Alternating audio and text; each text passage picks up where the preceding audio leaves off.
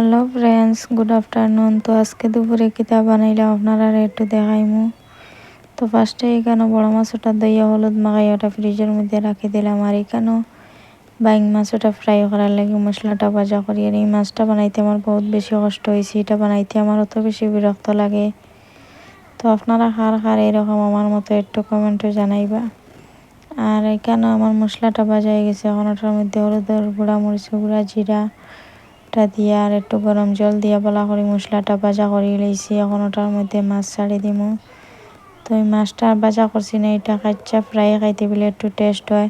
তো আপনারা কার কীরকম লাগে একটু কমেন্টে জানাইবা। তো একজনের এক টেস্ট, তো যে যেরকম কইছেন ওরকম বানাইলাম। আর এখানে ভেন্ডি বানাইয়া রাখছি। আর এখানে ডাইল ওটা দইয়া এখন ডাইল বানাইমু। তো আজকে ডাইলটা কুকারে বানাইমু, এখানে পেঁয়াজ কাটিয়ে রাখছি। আর এখানে রসুন কাঁচামরিচ ওটা ছেঁচিয়ে রাখি দিলাম। আর এদিকে আমার মাছটাও ফ্রাই হয়ে গেছে, এখন খালি ভেন্ডিটা ভাজা করবো। তো এখানে পেঁয়াজ মরিচ ওটা ভাজা করে দিলাম, এখন ভেন্ডিটা ছাড়িয়ে দিলাম। তো আজকের ভিডিওটা কীরকম লাগলো একটু কমেন্টে জানাইবে। ভালো লাগলে লাইক কমেন্টস